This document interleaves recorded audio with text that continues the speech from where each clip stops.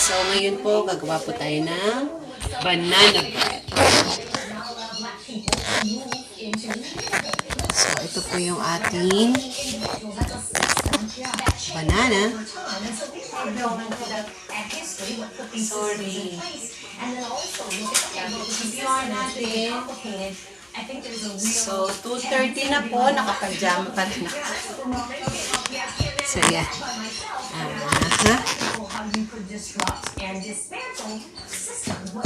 So, I have already na-mash ko na po yung 3 banana. So,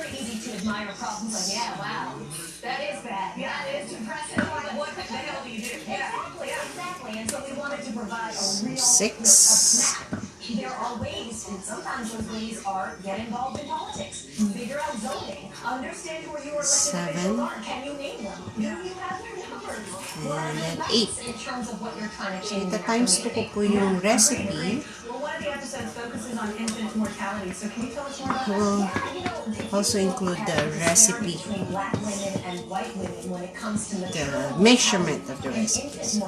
Mamash lang po natin muna yung banana. 3 to 4 times more likely to die in childbirth. Yeah. It's crazy. So we wanted to understand that. And what we see pretty clearly, pretty quickly, is that there are these sort of wasteful. Lagyan muna natin siya sa trash can. Mamash lang po ng ganyan. So I use the wooden spoon. And so we wanted to explore what's happening around infant mortality. The stories are terrible. They go from women not getting good access to health care, women living in healthcare deserts where they're just not anywhere close to good places to get health care. Mush, mush, mush, mush, mush. So I have 1 cup of butter. So what I did, ginawa ko po sa butter, just papalambutin lang siya. So, nilagay ko po siya ng 30 seconds sa microwave. Sugar. We need 2 cups of sugar. So, 2 cups of sugar. Yan po.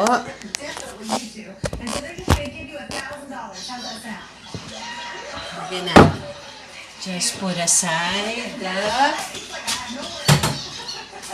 banana. Put aside the sugar.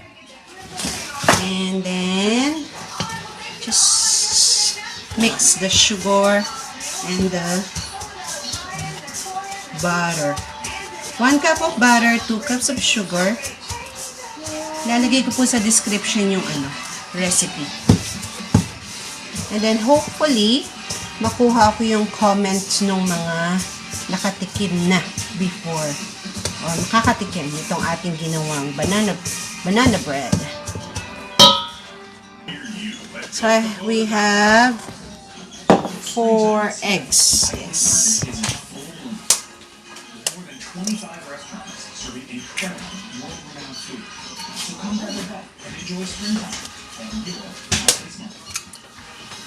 So, ibibit lang po natin, lightly beaten, the 4 eggs. Andyan po sa table.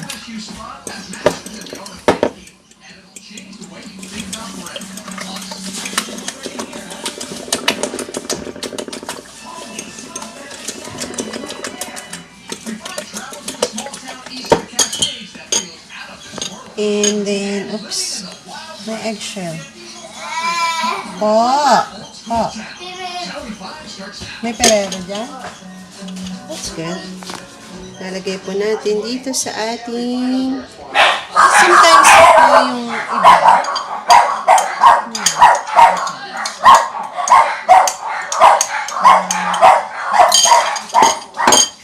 Before they do, ang ginagawa. So, yan. 1 by 1. Pero nakalagay sa recipe is beaten. So, binit ko na po lahat. Kasi minsan mahirap po siyang i-mix.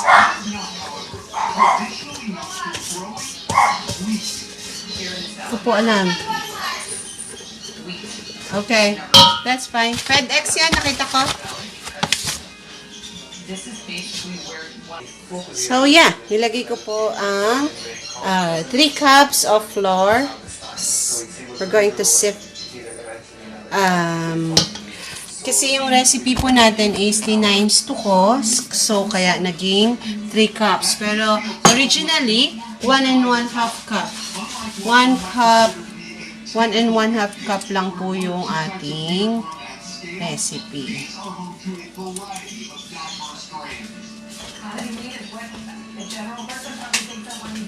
Oh, he's tired. So, yun na nga po. All-purpose flour. Pili natin ang paper towel. So, I use the all-purpose flour. Kahit ano naman pong flour. Ba't ganun? Then, we need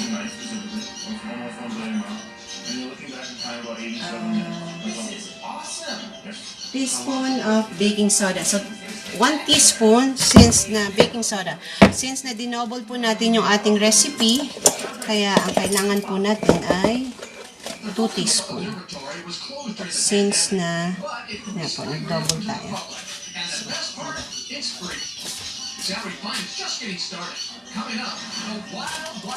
Sasama na po natin dito sa ating flour yung ating baking soda. Has teamed up with Bloodworks Northwest for the Sinclair Cares Roll Up Your Sleeves campaign. Please make an appointment to give blood and help make a difference across Western Washington. One donation can help save 3 lives, and right now the need is more important than ever. And then, what else? Half teaspoon of salt since na double recipe ito. Gagamitin, kukuha pa tayo ng 1 teaspoon of salt. Supposed to be, we're using the beverage. Same thing. So that's the salt. Tapos dinirich ko na. And then vanilla.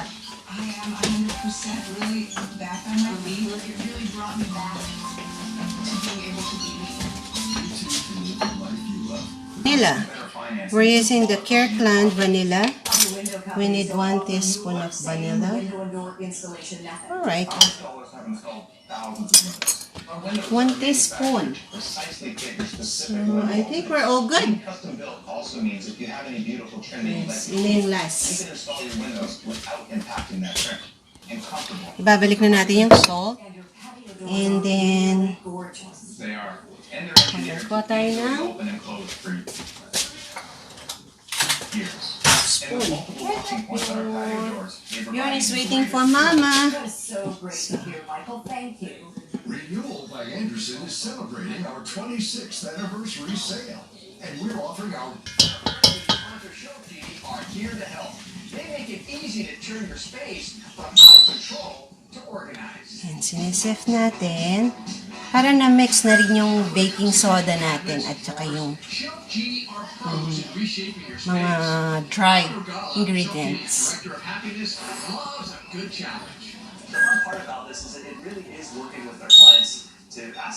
So, how do you comfortable na isip? Gawin nyo lang po. So, after we oh, hi, Mox! His eyes is like...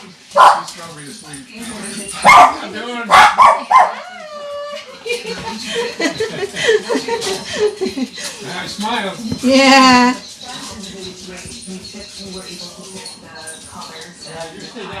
The inside, it was just all, shelved in this plain flat. I can't, you have to begin and move all this stuff. Put the banana. Lalagyan na po natin yung ating banana. Chef Genie is meticulous in redesigning your space. After a detailed consultation, Chef Genie will create our it's good na nakikita siya. Hold on.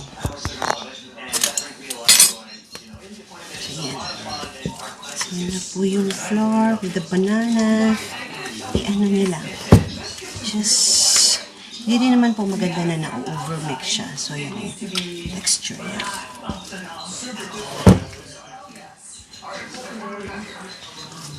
So, what I did, mas masarap po siya kung may nuts. So, meron akong pistachio nuts na already na tanggal ko na po sa shells. Ito po yung ilalagay ko. And cranberry. So, yeah, pistachio po pala yung sabi kong natanggal ko na. Apparently, hindi ko po siya makita. So, magtatanggal lang tayo ng mga ilan lang siguro. Isang sakop ng iyong panad. At para hindi po tayo matagalan. So, ang pistachio, 1 cup with shells. Ang nakuha lang po natin sa kanya ay wala pa siyang 1/4 cup. So, mas maganda kung so yeah, I'm going to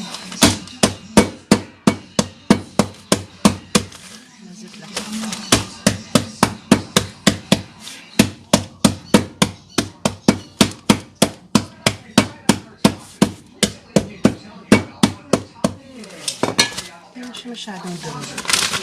So, 1/4 pistachio.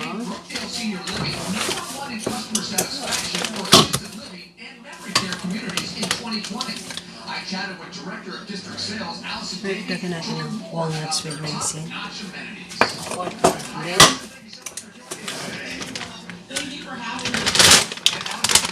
Also, the raisins. Hindi. Ano ba ito? Cranberries. Dried cranberries.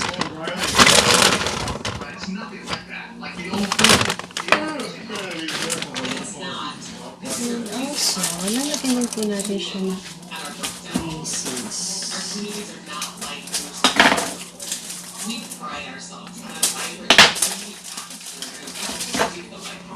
Uh, 37 grams of raisins. Ngayon lang ako gumamit ng cranberries. So, ngayon lang po ako gumamit ng cranberries.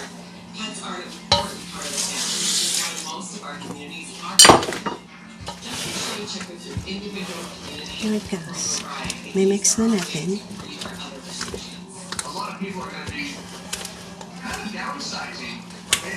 Kulang yung ating lalagyan tayo ng another box of raisins, which is 37 grams. Tapos nakakita ako ng pistachio sa side. So, i-scrape lang natin yan. Sayang. Sayang po, sayang. So, yan. I-feel ko kulang yung nuts and raisins. So, yung pistachio ay babalatan pa. So, masyado nang matagal. So, that's it. We will put on a pan. Ito po yung ating pan. Malaki na po ito yung ito. Ito na po siya lalagyan ng para lang madali siyang kuhanin after na makain.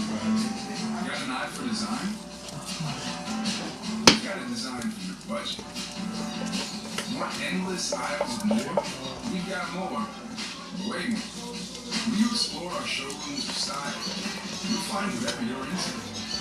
At a price you'll really get into. Shop the showroom styles back-to-back clothes. Yan. I'm Greg, I'm 16 years old. Thank you, Motivation Where's my spoon? In addition to the substitute teaching, I honestly feel that that's my Sayang calling yung to give back to younger people. I think most of us pistachio sa are side. realizing that they don't recall things as quickly as they used to. They don't remember things as vividly as they Pa-flatten po natin siya. I've been president for about 3 years now. It's really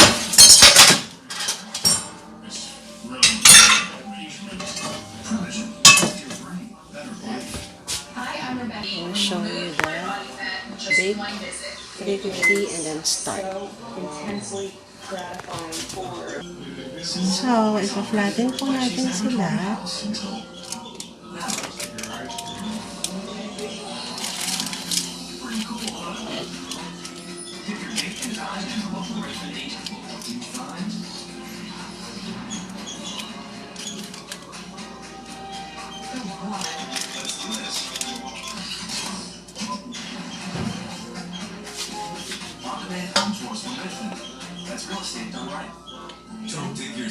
Perfect po yung kanyang dami kasi hindi siya puno, so hanggang dito lang siya.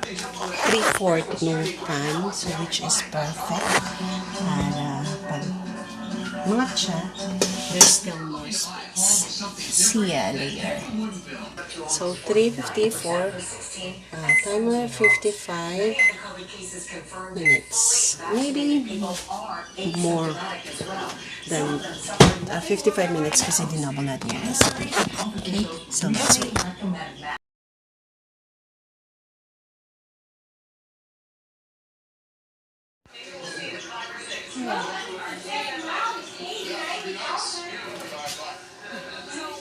Ayan po yung ating banana bread. Exactly 55 minutes. Muli po, ako po si Kuya Raisin Sabio, nagsasabing ang ating katawan ay ingatan dahil yan ang ating number 1 puhunan. Kung kayo po ay nag-enjoy sa video na ito, please like, share, and subscribe lang po. At pakihit na rin po sa notification bell para may update po kayo sa bagong videos. Maraming salamat po.